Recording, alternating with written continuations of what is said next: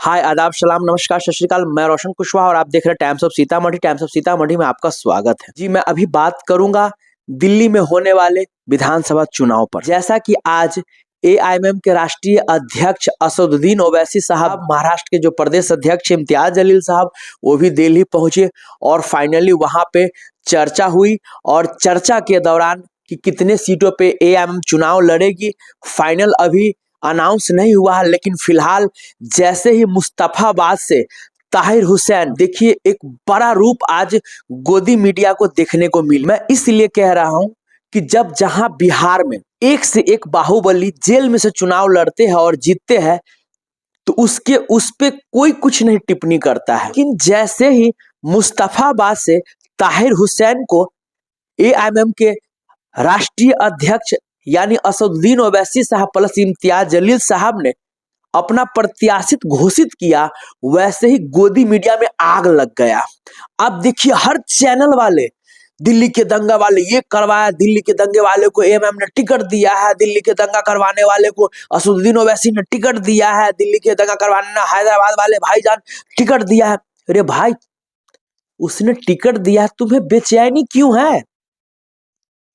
ये तो हमारे नियम है कि आप भैया जेल में से भी चुनाव लड़ सकते हैं। अनंत सिंह देखो बिहार में कैसे जेल में से रहते हुए चुनाव लड़ते और जीत जाते हैं।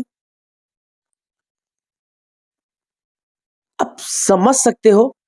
लेकिन जैसे अब ये गोदी मीडिया, आप समझ सकते हो क्यों परेशान है इतना। मुझे इसलिए कहना पड़ रहा है कि भैया और भी तो है, और लोग भी तो जेल में से चुनाव लड़ता है। लेकिन क्या दिल्ली के दंगा, दिल्ली के दंगा, इसी को लेकर मैं बोल रहा हूं विशेषकर। इतना तो आज रियलिटी लोगों को भी लग गया, और जो वाकई में जो एएमएम से थोड़ा दूरी बना रहे थे, वो भाई लोग एआईएमएम को चाहने लगा है। क्योंकि मैं आपको बता दूं, जैसे असदुद्दीन ओवैसी साहब प्लस इम्तियाज जलील साहब दिल्ली पहुंचे, तो वहां का हवा का रुख ही दिल्ली का कुछ और बदल गया है। जब से एआईएमएम ने दिल्ली में चुनाव लड़ने का फैसला लिया है, तब से तो केजरीवाल के वाकई में पसीने छूट रहे हैं। जो मुसलमान भाइयों जो वोट लेकर कंटिन्यू 10 साल से मजा मार रहा है आज आम आदमी पार्टी, अब इस बार उसको लग गया है। जो आम आदमी पार्टी के कार्यकर्ता का जो बयान आना शुरू हो गया है, भाई साहब आप सुनोगे ना तो आपकी दिमाग हिल जाएगी। आम आदमी पार्टी के कार्यकर्ता क्या कहते हैं, जी हाँ मैं आपको बता रहा हूं।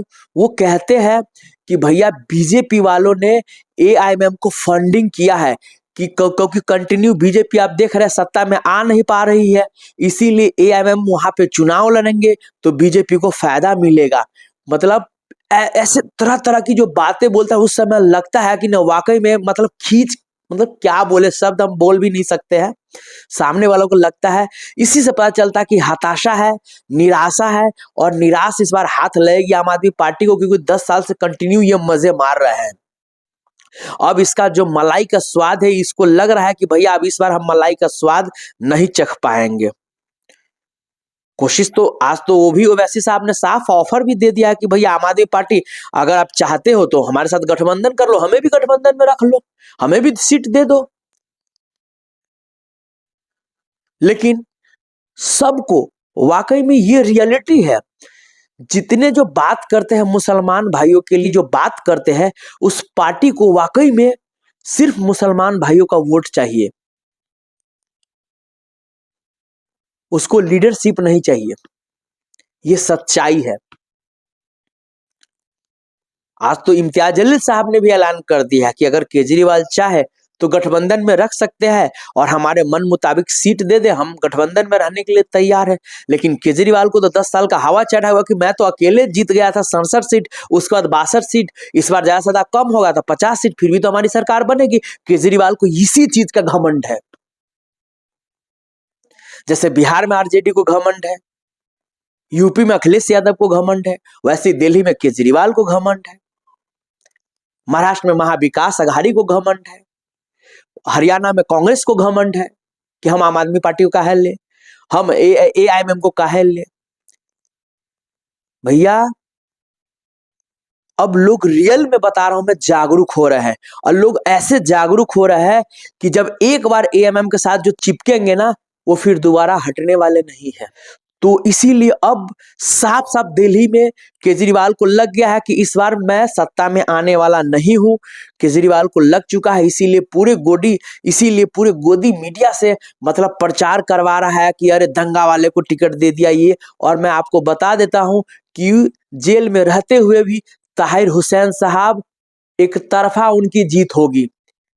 जी हाँ, मुस्तफाबाद से एक तरफा ताहिर हुसैन साहब की जीत होगी। विशेष आप लोगों को क्या कमेंट राय विचार है, प्लीज आप लोग कमेंट करके जरूर बताइएगा। जो ये मीडिया वाले चिल्लाने लगे हैं जब से असदुद्दीन ओवैसी साहब, इम्तियाज जलील साहब घोषित किए हैं मुस्तफाबाद से अपना प्रत्याशी ताहिर हुसैन को, तो ये मीडिया वाले आखिर क्यों इतने चिल्लाने लगे हैं? टोटल मीडिया वाले, इस मीडिया वाले को लेकर प्लीज आप लोगों का क्या कमेंट राय विचार है, आप लोग कमेंट करके जरूर बताइएगा। तब तक के लिए बाय बाय, टेक केयर, देखते रहिए टाइम्स ऑफ सीतामढ़ी।